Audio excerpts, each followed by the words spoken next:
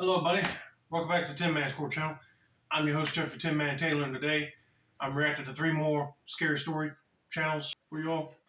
And the first one is the brand new Chilling Tapes channel that was suggested to me by my subscriber, Shane Delaney. So thank you very much, Shane. And the video I'll be reacting to is 3 actually scary true cabin horror stories. So without further ado, I'm going to turn these lights off, move the camera up here for you guys, and let's get this reaction on the road and in the bag, shall we? Okay, here we go.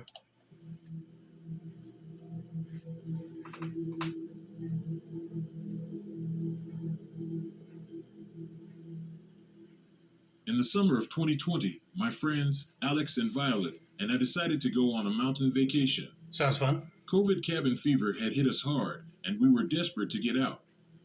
We settled on a mountain estate and planned to camp and hike at several different locations. For one night, we thought it would be fun to book a cabin in the woods.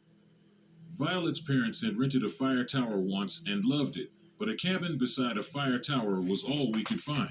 Hey, it's whatever you can find, you better take it.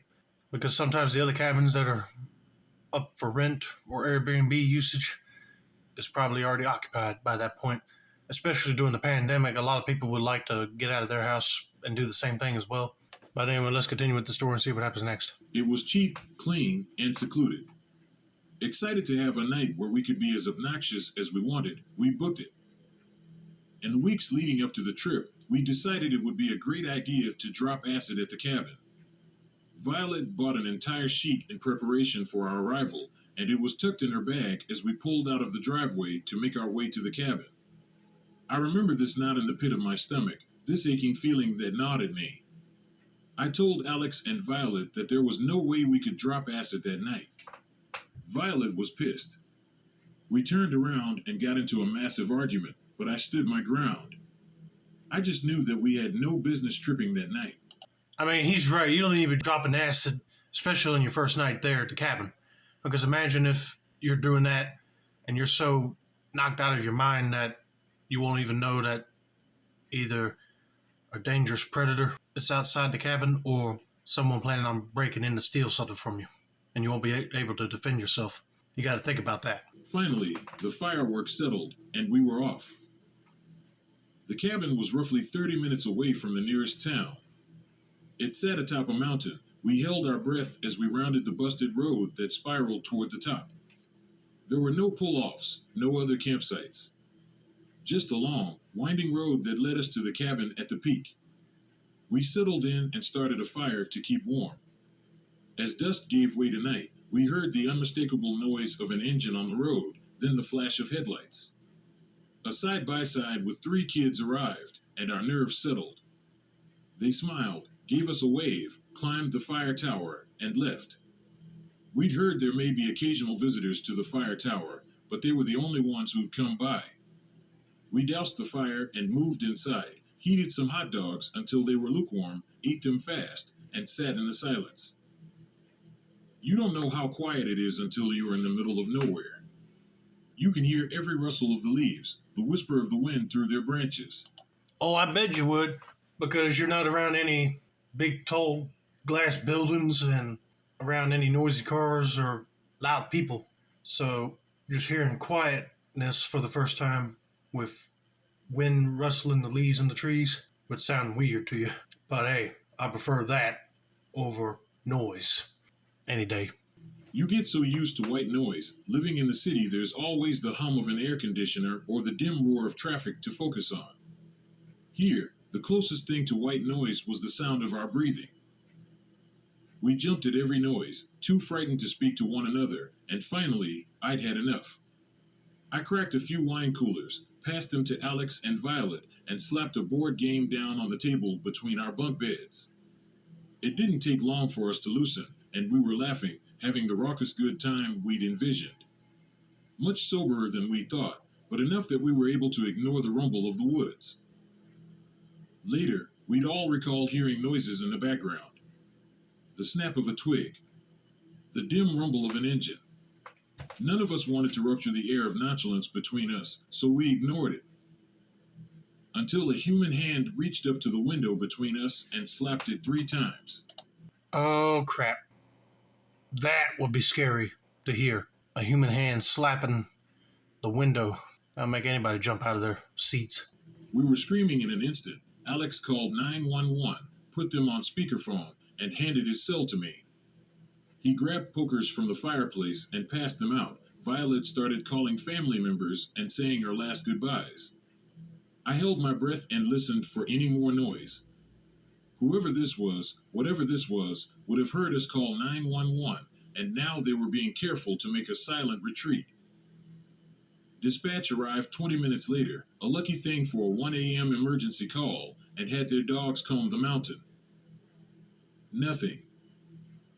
They suggested it may have been a bear, but I could tell from their faces that they didn't believe that for a second. We'd barely cooked those hot dogs, and why would a bear smack the window by a couple of screaming kids rather than the one closest to the pan we'd used to cook? Why would a bear knock on the window like a human? Why, when we screamed, did the bear make a stealthy retreat? They had no answers. But they had one anecdote. As they'd sped to us, they'd come across a car at the base of the mountain, but that was the only sign of life they'd seen. I remember my blood ran cold, but Violet and Alex were too frazzled to absorb the weight of what they'd said, and dizzied by a new horror Violet's car, thoroughly dusted by our drive up the mountain, was covered in handprints. Handprints that didn't match ours, that touched places we hadn't. We grabbed our shit by the armful and threw it inside, eager to remove every part of ourselves from this mountain. We followed the police, grateful every pothole found us further and further from that wretched cabin. We made it down in record time and found lodging at a seedy hotel that reeked of cat piss. I couldn't sleep. The thought of that car on the road rang in my head. Remember, there was nothing else on that mountain. It was a narrow road to the top, no pull-offs, no other campsites. There was the fire tower. Maybe a visitor decided to spook us during their late-night excursion. But the kids from earlier, we'd seen their headlights. Whoever did this had stopped their vehicle further down the road and hiked the rest of the way. They didn't want to be spotted. They wanted silence, secrecy. Whoever this was hadn't been looking for a cheap scare. They'd planned this. I don't think I'll ever know what the person on the mountain wanted from me. I don't know if it was a practical joke or the beginning of a night of terror. I'm grateful for Alex's quick wit in calling 911. I wonder if our visitor knew we had service. It had certainly been a welcome surprise to us. Perhaps that was a wrench in his plan, enough to spook him before he could make things ugly. You better be glad you had cell service, because if you didn't, that guy would have continued his plan of not only scaring you, but probably break in and kidnap you guys or rob you there in the cabin. Or worse, delete you. You never know what he was up to. But I can tell you right now, it wasn't a guy that was visiting the fire tower trying to play a practical joke on you or one of them kids that you saw earlier. It was somebody different. They really did not want to be seen. But thank God they got out of there in the nick of time before he jumped them while they were trying to get their stuff in the car. But anyway, let's get to story number 2, shall we?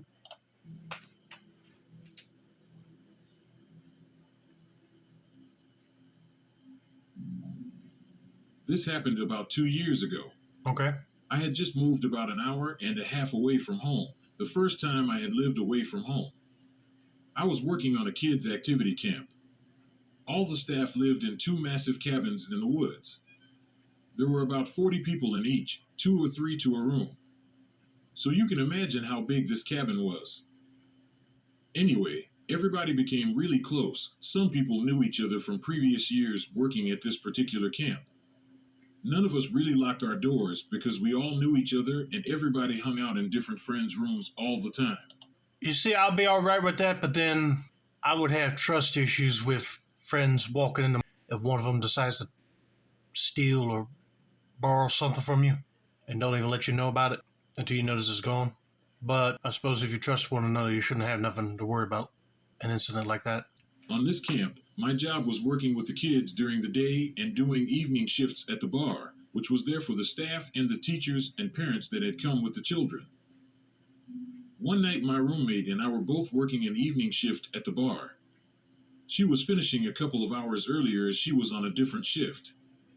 My roommate, Debs decided that she was just going back to the room to read and wait for me to finish so we could watch a movie. She had been gone about 5 minutes. That's how long it takes to get from the bar to the cabin, when my phone started ringing with her caller ID. I picked up the call, as the bar was pretty dead that night and the only people in there were staff. When I picked up the phone call, nobody was saying anything on the other end. I put this down to her just by dialing me by accident and hung up. About a minute later, I got another phone call from a friend that lived across the hallway from us. She told me that I needed to come back to the room now. So I asked the guy I was working with to cover while I popped back to the room quickly. I walked down the hallway, and there were about 5 people just standing outside of my room. That would be weird, because why would 5 people be standing outside your room? If they're people that work at this camp with you, ask them what they're doing. I walk inside, and Debs is just standing there crying, which isn't like her at all. Our stuff was all over our room. Please note this is very weird because I'm pretty sure I have OCD and often tidied my side and her side of the room, even if she didn't want me to. She went on to tell me that her phone had gone missing. I then asked her about phoning me before I came back to the room, and she had no idea what I was talking about. This means someone had taken her phone and knew who to call straight away.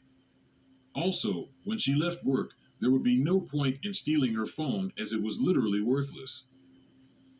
A few days later, we started noticing that things had gone missing. But not normal things people would steal. They could have taken laptops, Kindles, a PlayStation, and games. Instead, all they took was my bra and knickers, some clean and some from the dirty washing. Okay, those 5 men that were right there outside the room were just checking on her roommate. But that is weird that the person would take another camp counselor's phone and call this person right away.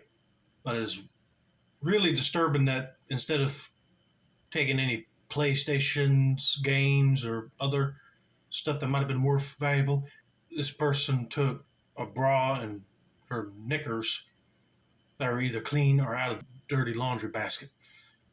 Nasty. Something tells me you got a creepy stalker on the loose.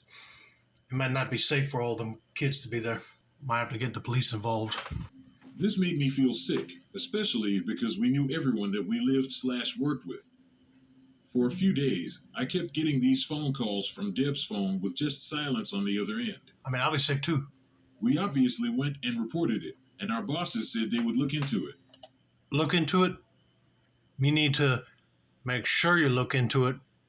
Do something quickly. And plus, if you call the cops, I'll get them to write down her number and see if they can trace it before the guy decides to turn it off completely. We kind of got blamed for leaving our door unlocked, which I understand as being really stupid now. The creepy thing was, a few days later I walked into the staff lounge, and Deb's phone was just placed on the windowsill.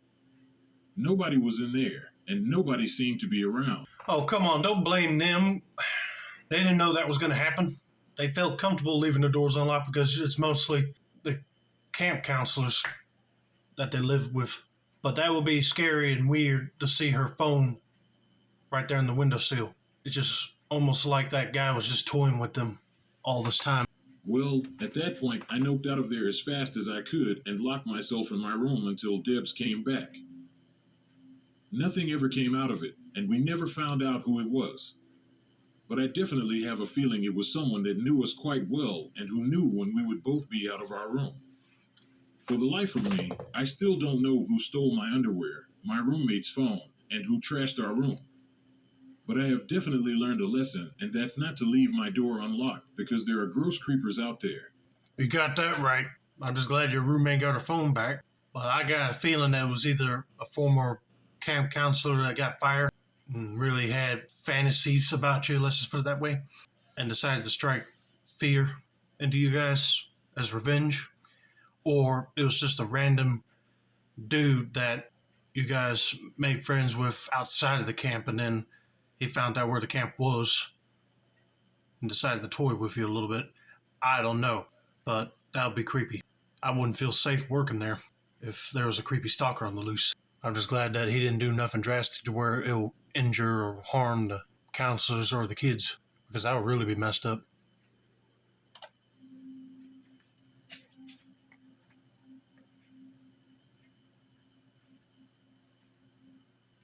A couple of years ago, my friend Kate had asked me to go with her to a party. This party was being thrown by her friend Susan. Kate had gone to Catholic school with her in elementary and middle school, but during high school, Kate ended up going to public school, where she met me, while Susan went to a Catholic high school. The two had grown somewhat apart and hung out with different people, which is why Kate invited me along. It was Susan's birthday, and apparently Susan's parents had decided to rent out a cabin for her. They did this for her the previous year, and, unbeknownst to them, she had decided to throw a party. The party had been a hit, so she was planning on doing it again. Kate and I drove to the cabin together. The cabin was pretty isolated. Aside from the woods behind it, there wasn't anything around. We couldn't even see other cabins, but I imagined they would probably be empty because it was winter time. I was a little apprehensive because I wasn't going to know anyone at the party, but I figured after a few drinks, that wouldn't really bother me anymore. Also, if you watch scary movies, you know that having a party in a cabin in the woods is a horror movie cliche. I was very aware of that. Kate and I had even been joking about how attending this party sounded like a prelude to a horror film. As if that wasn't enough, this was a Catholic schoolgirl party. We arrived at the cabin, and it was pitch black outside. We needed to use our phones just to find our way. We went inside. Everything seemed fine. The birthday girl was having a fun time, and there was a good amount of people. Okay, let me recap real quick.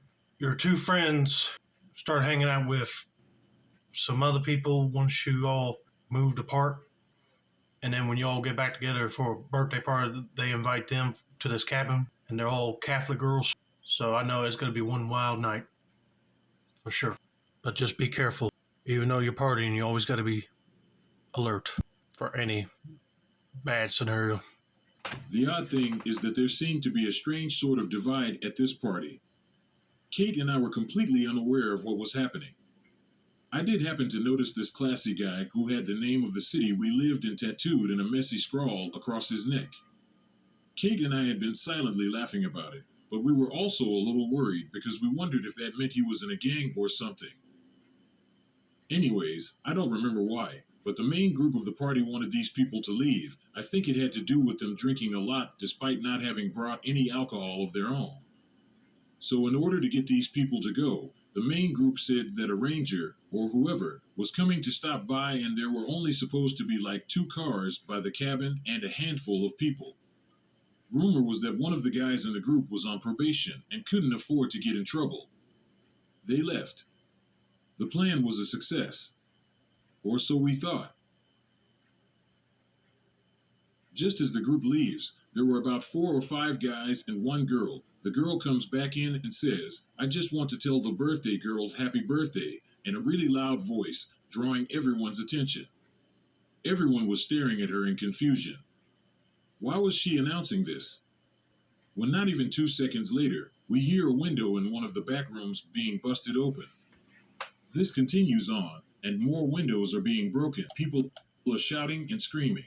I'm just sitting there in confusion. Kate and I had been at this party for all of 15 minutes before all hell broke loose. Yeah, I was wondering that myself until this woman mentioned that they heard glass shattering. So this is a whole robbery situation. I don't know what they want to take from the birthday girl and her friends, but this is all messed up. And the girl who had invited the group of hoodlums is now saying that she knows at least one of them has a gun. Great. I don't know if my mind wasn't processing all of this correctly or what, but I'm just sitting there thinking, well, this is happening. The majority of us remained in the cabin. A couple of people went outside to see if the group was still there, and after a little bit of time had passed, people began to leave. There was still some fear that those guys might be out there waiting, but a lot of people just wanted to get the fuck out. I remember 3 girls who had been planning on staying the night had gathered all their stuff up. Their arms were full and began heading out the door. I mean, I don't blame them. They better get out while they can, because sometimes hoodlums like that would let people leave. As soon as all 3 walk out, We hear screaming coming from the woods, and all three girls immediately turn around and walk back in. One of the girls proceeds to start crying.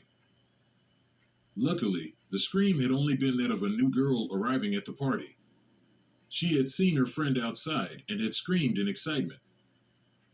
Kate and I had stayed at the cabin for a couple of hours. We really didn't want to leave Susan alone, and the majority of people had left at this point. Aside from us, there were only a couple of other people left in the cabin. Thankfully, those people were staying the night, so Kate and I were able to leave around 2 a.m. We had all debated calling the cops, but considering the underage drinking going on, no one really wanted to. Plus, Susan was worried about her parents finding out about the party and had decided she was just going to lie about how the windows had been broken. Thankfully, the group of people did not return. While that night had been scary, all I can really focus on was the fact that this took place at a cabin in the middle of the woods at a party thrown by Catholic schoolgirls. Of course, that would be the one and only party I've been to have scary shit like this happen. You're right. Being in a cabin in the woods can sometimes produce scary stuff happening to you. Because you never know if you'll be attacked by people trying to rob you or plan on deleting you and you're way out in the woods. But I'm just glad they made it out of there safe and sound. Hope you all enjoyed my reaction to Chillin' Tapes channel. And once again, thanks to Shane Delaney for suggesting him to me. And don't forget to like, subscribe, turn on post notifications for more reactions from this guy down the line. I'm your host, Jeffrey Tin Man Taylor. I said that's a wrap, and have a nice day, y'all.